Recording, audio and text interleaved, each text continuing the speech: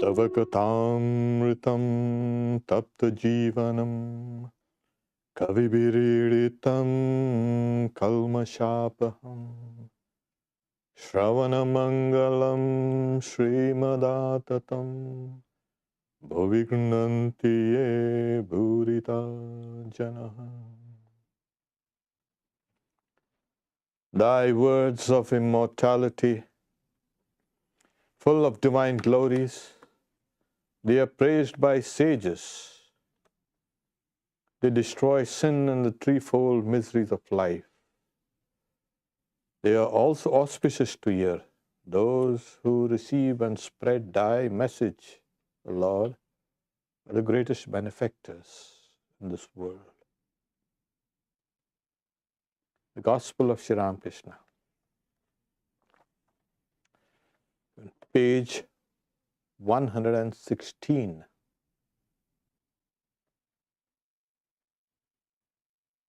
The Master continued, one must propitiate the Divine Mother, the primal energy, in order to obtain God's grace.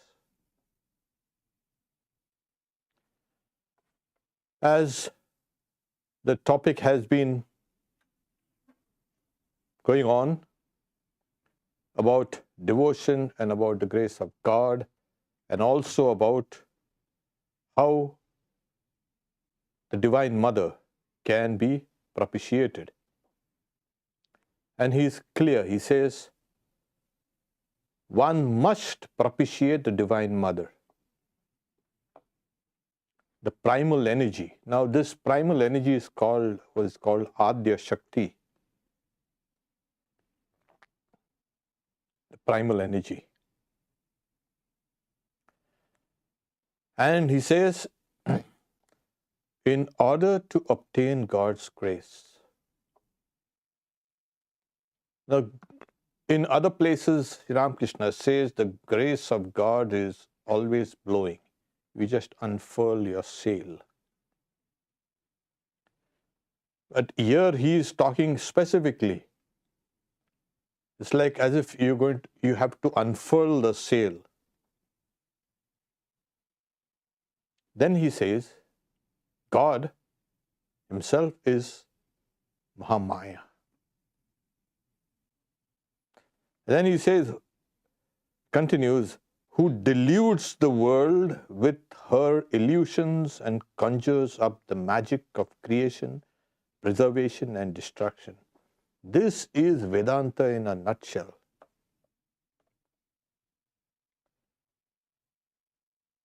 Now, we all have the idea, yes, Vedanta says that the world is unreal, but this unreality of the world is only known when you know the reality, not before that.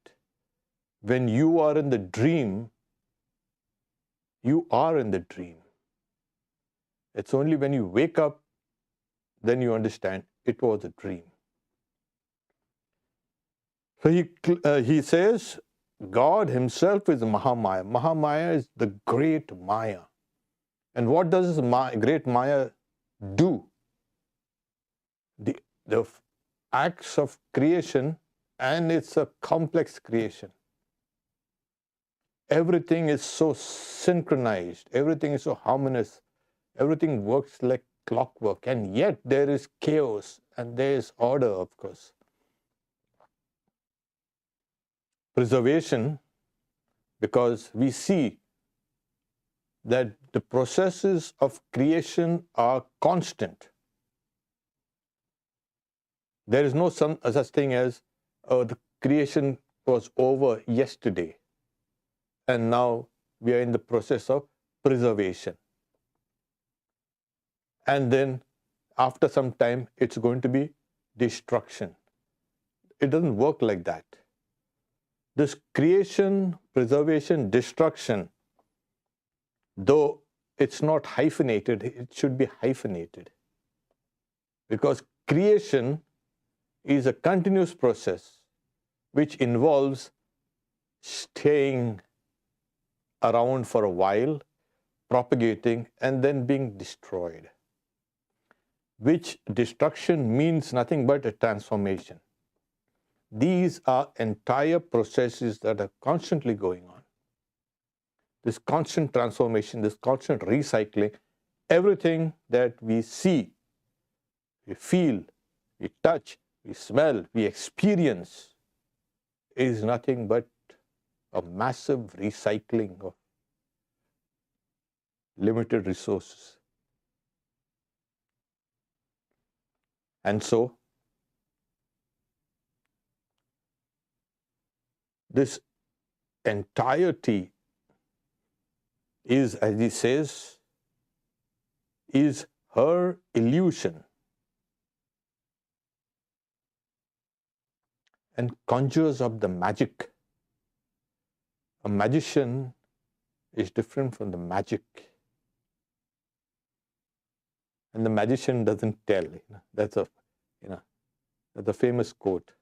The magician knows what is real. The people, the audience, they see the magic. Maybe later on they'll figure it out, but while they are in it, they are completely kind of captivated by what they experience. It's an illusion. So here he says, God himself is Mahamaya, the great Maya. And this Maya has created, preserved, and destroyed this. This kind of illusion or this kind of magic show is constantly going on. And then he says, this, whatever we see, deludes us. And we can see that it's not only the mind, that not only the external world that is included, the mind also is part of this creation, preservation, destruction. We have a strange, you can say, idea that the mind is not involved in it interacts with these things, but it's a separate entity. No. In Vedanta, this mind also is part of this nature. It also undergoes creation, preservation, destruction. And then he says, she has spread this veil of ignorance before our eyes. Before our eyes and before our mind's eye also. Because we see perception is actually inside. You see outside, you perceive things, but actual perception is inside. And that's why they say the mind also sees. And then he says, we can go into the inner chamber only when she lets us pass to the door. And this is what is called a grace. As he has mentioned, one must propitiate the Divine Mother. Why? Because perception entails external things, though it's internal in the mind. It also means that there are much more deeper dimensions within us where we can reach this, as Ramakrishna says, that Satchidananda, existence, consciousness, bliss. And say, we can go into the inner chamber. And the inner chamber is nothing but the deepest recesses of our beings, of our consciousness. This consciousness that we have is only an external, a gross manifestations of that deeper, purified spiritual consciousness. And we think that this only is what exists and what is known. And this is part of the delusion. We think what we know is all that is. But once, through the grace of the Divine Mother, she opens those inner chambers, the inner dimensions, and we go inside, the external world seems hollow, a chimera, an illusion, insignificant. But till we don't get into the inner chamber, you cannot say that. This is real. So that's why he says, she has spread this veil of ignorance before our eyes. The veil of ignorance in Vedanta, it is called avidya. That is non-knowledge. As long as your mind and your senses and your body is functioning, you are apprehending. That means you are experiencing this objective reality. Your body also is part of the objective reality. But this is constantly transforming, changing. As I said, the creation, preservation, destruction is constantly going on. This is a mirage. And this non-knowledge, as long as you are watching this mirage, it's there for you. And when you leave that place or the mirage disappears, then you know it was a mirage. So the very fact that we are experiencing this world, we are experiencing it because of this veil of ignorance, which is called non-knowledge. But this knowledge, yes, see what happens to it. We are not talking about objective knowledge, or scientific knowledge, or so many other knowledges.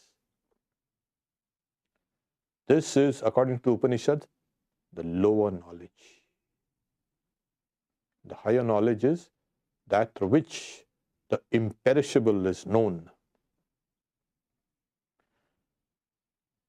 And then you say, we can go into the inner chamber only when she lets us pass through the door. There it is.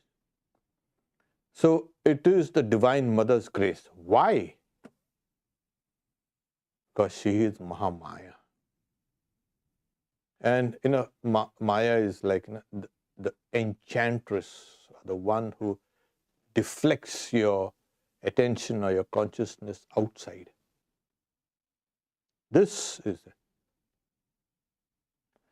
Then he continues, living outside, we see only outer objects. Exactly. So we are living outside, we see only outer objects, but not that eternal being, existence, consciousness, bliss, absolute. So we don't see that eternal. Now, this is something which Vedanta posits. There is that eternal being, the entity, it is called the Atman. Atman is the Brahman. And how is Brahman described? Existence, consciousness, bliss, absolute. So there is within us this existence, consciousness, bliss, Sat and Chit and Ananda. And we see we are not anchored in that being. Why? Because living outside, we see only outer objects. That is the work of Maya. So she takes that consciousness and, as I say, turns it outward. That's why in the Upanishads also say, the self-existent one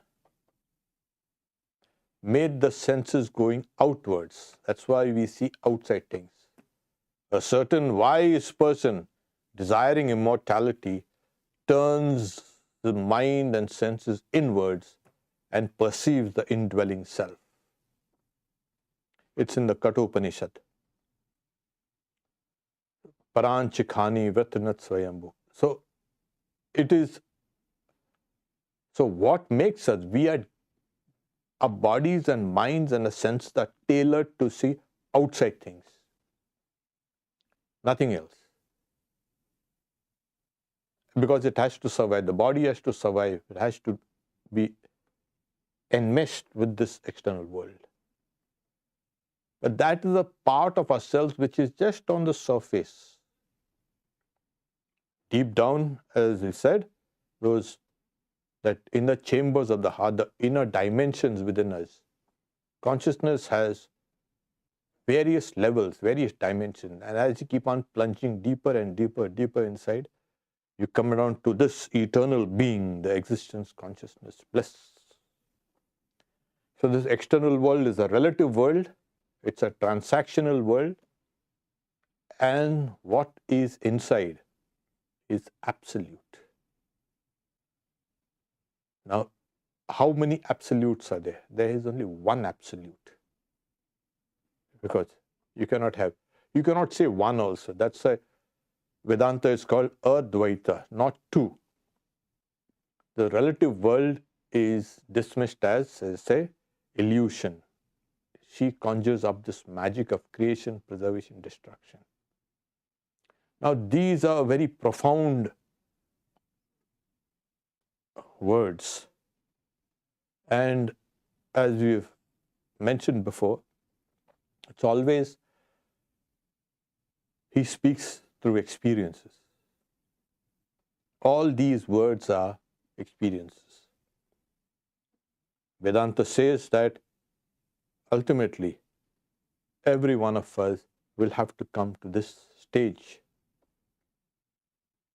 And that's the reason why I say you must propitiate the Divine Mother. And then he continues, therefore it is stated in the Purana that deities like Brahma praised Mahamaya for the destruction of the demons Madhu and Kaitaba. That's a, you can say, story found in the Markandeya Purana. And the section where the goddess as Durga is praised and worshipped is called the Devi Mahatmayam or the Chandi, Sri Sri Chandi. Vishnu is asleep and these two forces, evil forces, are trying to overwhelm everything. And Brahma then, he begins his praise to the Divine Mother. Vishnu is in that Yoga Nidra and she wakes Vishnu up. Vishnu as, now this is the processes of creation and preservation and destruction. And then, so that's a very sublime hymn, Brahma, the creator God. Tvam swaha, tvam swada, tvam hi, vasatkarat swaratmika. So, etc. He continues. Shakti alone is the root of the universe. So here it is, Shakti saying. Now Shakti, as we are saying, is the power, the energy, that primal energy, continues. Has two aspects. Now he is bringing things down for the general understanding of how we are going to look and how we are going to see creation, because you need to have a clear conception of what you're going to transcend, or what you're going to conquer. And if you're going to conquer illusion, you have to know where you have to start. And he says, that primal energy has two aspects, vidya and avidya.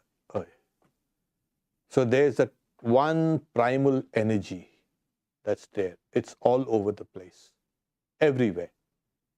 And he's saying, has two aspects, knowledge and non-knowledge. Then he says, non-knowledge, avidya, deludes. Avidya conjures up lust and greed, which cast a spell. So he used to constantly, Sri Ramakrishna used to constantly say, it is this lust and greed that deflects the mind away from God, and this is Maya, that's the root. So this is what happens. He's saying it conjures up. Where? Externally? No, in your own mind. Conjures up this lust and greed, which cast a spell. We're talking about a magic. This is the spell. This is the root of that spell that pushes things up. So then he says, but all through history, we have seen how people have practiced spiritual disciplines, etc. And they have reached certain states of realization. This happens because that primal energy, as I said, has two aspects. He has vidya and avidya. Vidya begets devotion, kindness, wisdom, and love, which lead one to God. This is the positive side of this energy. So this energy, this primal, you can say, power, has this. It deludes you through conjuring up this entire thing. And within that delusion, there are aspects which will lead you away from this conjuring trick. When we see that every magic, everything has to have a basis. This is the basis of how to avoid seeing this and coming away. First is the impure mind under the spell of lust and greed is deflected outside. It's like spellbound. That same mind bereft of lust and greed goes into the inner chambers. And this is what happens. He's saying, then he says it leads one to God. As God, as I said, is that existence, consciousness, bliss, absolute. It is that eternal being. And that eternal being exists in its fullness within each and every one of us. That very thought should break down this illusion that I am that eternal being, that existence, consciousness, bliss. I am that Brahman. But saying it, this illusion doesn't go away. Then what do? Then we take up a spiritual practices which will deepen this idea that I am that eternal being, I am that Satchidananda, existence, consciousness, bliss. Over and over and over again, till it has become established, knowledge becomes established. Spiritual practices is this. And this, like I said, begets devotion, kindness, wisdom, and love, etc., which lead one to God. Look at a person who for the first time picks up a violin and see how the child or the person, how they play. And see that same child after maybe 20 or 30 years. There's a huge difference between what music you heard in the beginning and after 20 or 30 years. What is behind all that? This is nothing but spiritual practice. This is what is vidya. And avidya is, we'll let go of the whole thing and be just carried away. So vidya will give you a kind of a direction now. It is orienting you within. And that is slowly letting you get into the inner chambers of the heart. And then he says, this avidya must be propitiated.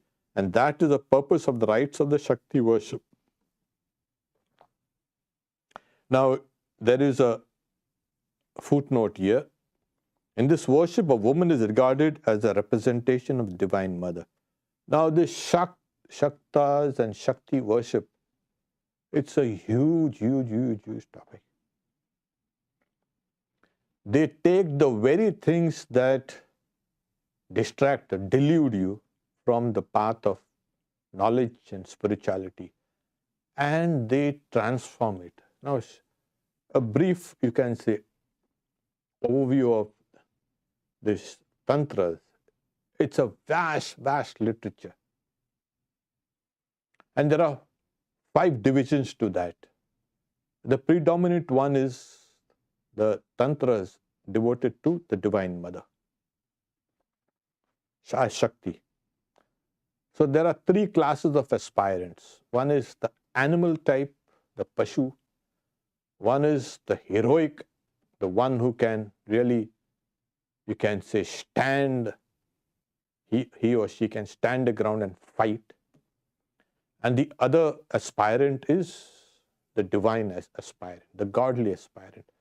So these 3 types of aspirants, they are mainly the tamasic, the rajasic, and the sattvic.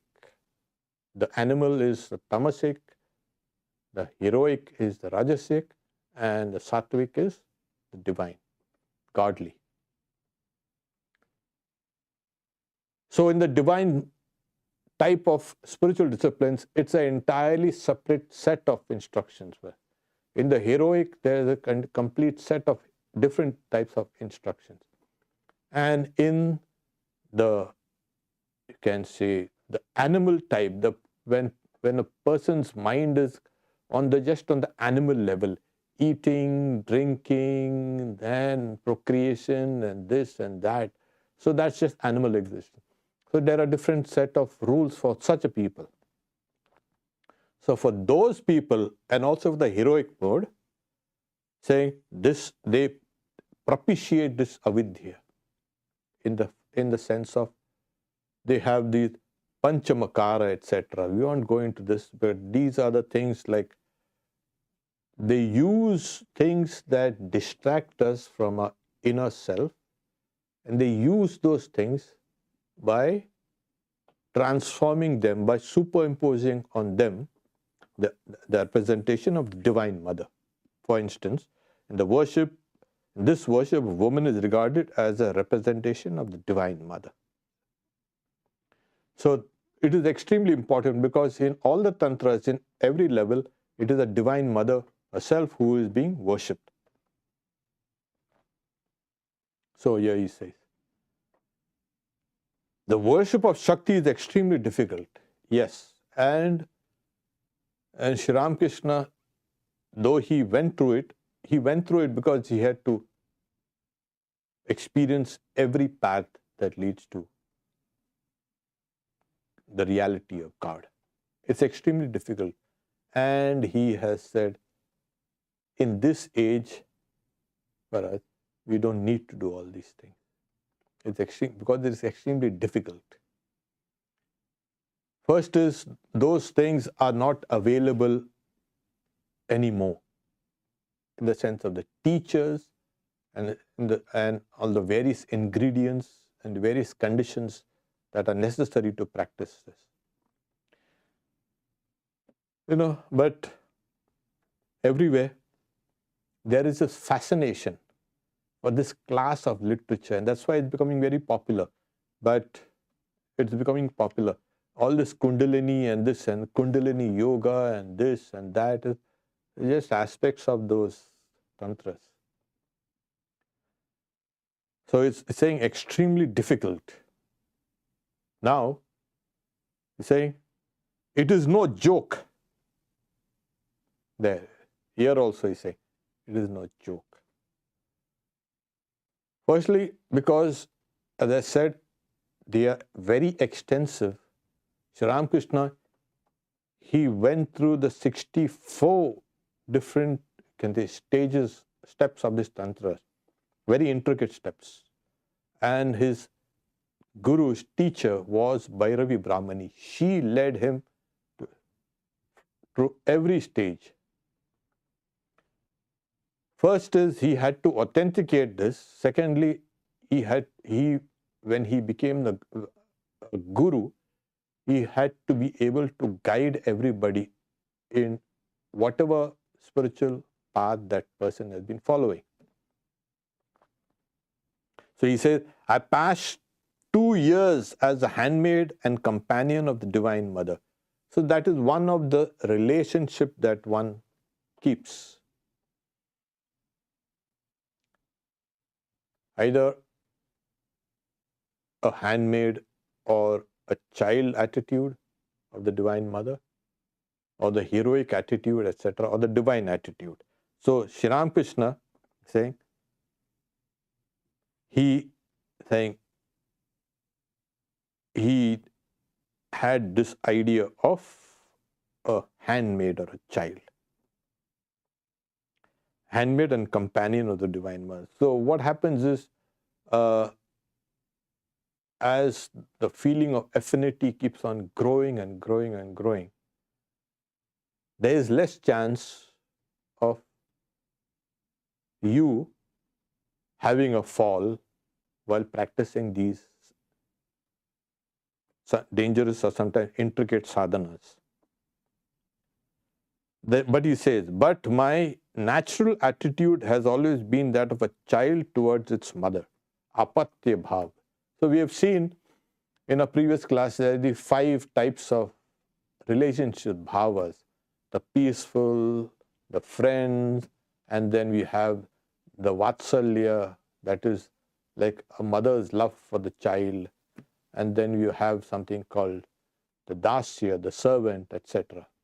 So here you say the best is this Divine Mother, the child of the.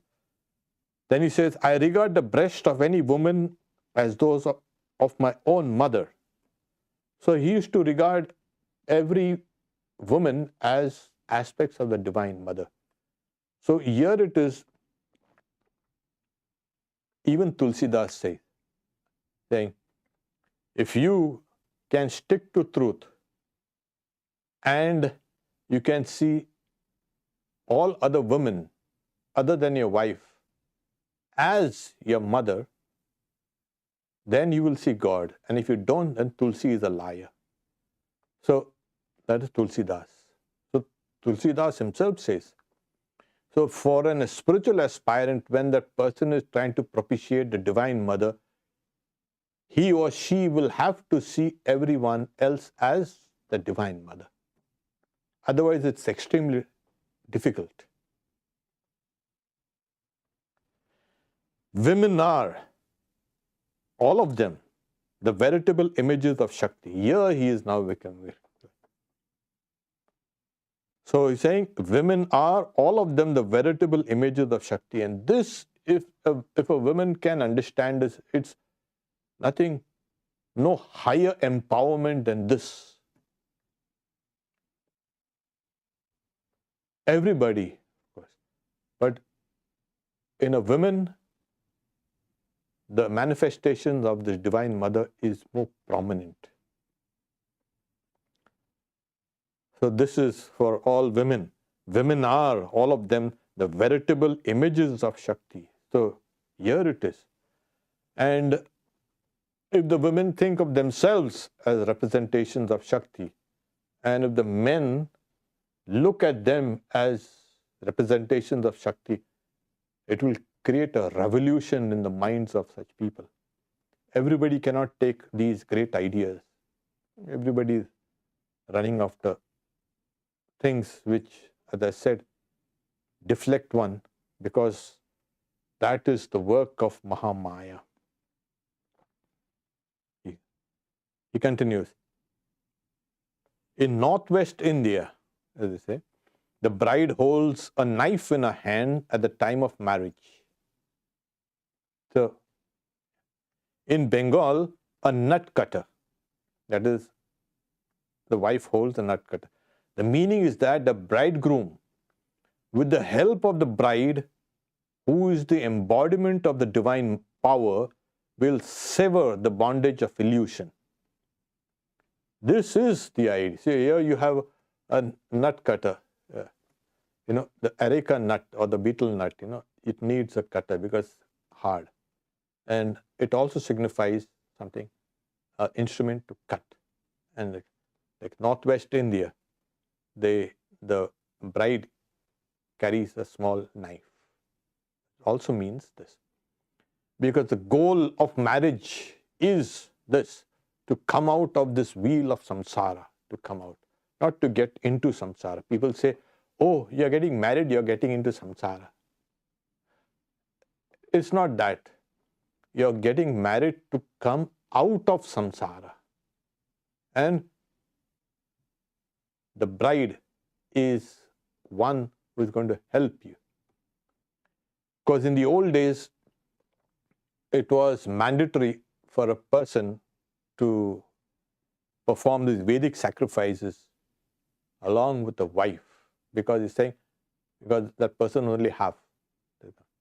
So even when Rama had to perform that great sacrifice and Sita was told to leave Ayodhya and go out, she was staying with the sage Valmiki.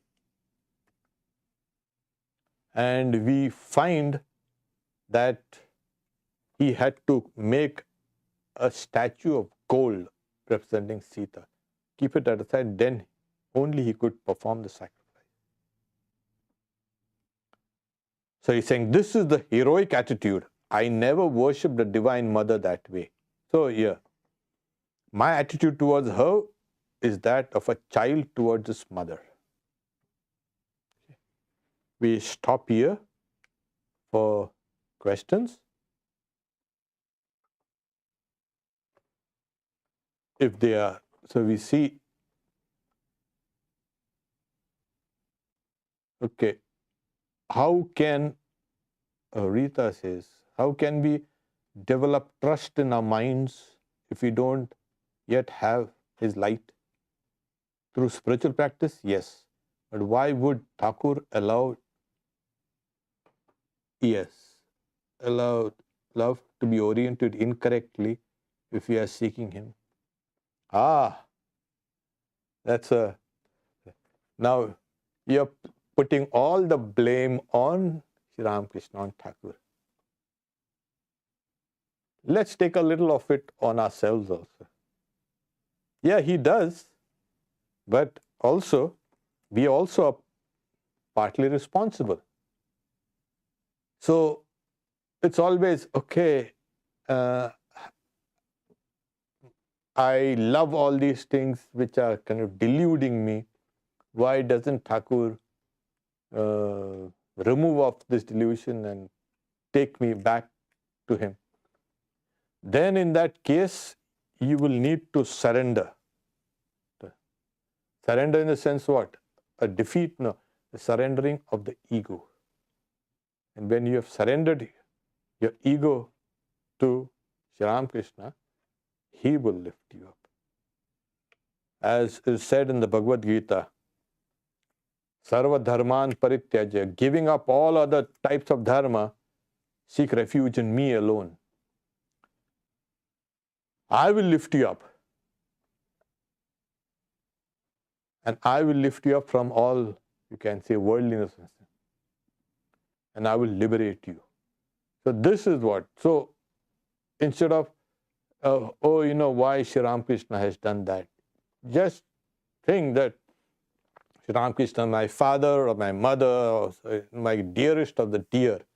And in the deepest aspect of love, that comes only when there is a complete surrender of the two egos. When two people love, it's a surrender of the ego into something greater. So if you love and then you still have your egos, then you always, like billiard balls, will kind of come on clashing and keep on clashing. So this is the idea. And at the deepest level of loving Sri Ramakrishna, your ego dissolves. Then he will he will orient you correctly. You are seeking him, keep on loving him. And then it will be taken care of. Okay. So there are no more other questions. We can stop here for today.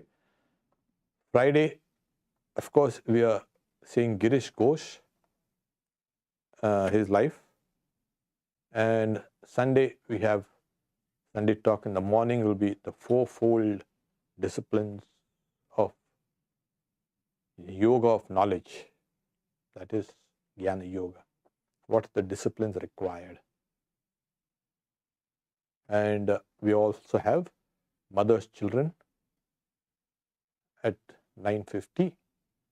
So children can come along with their parents, or the parents can come along with their children. The parents can listen to the talk here, and the children can learn something Vedantic.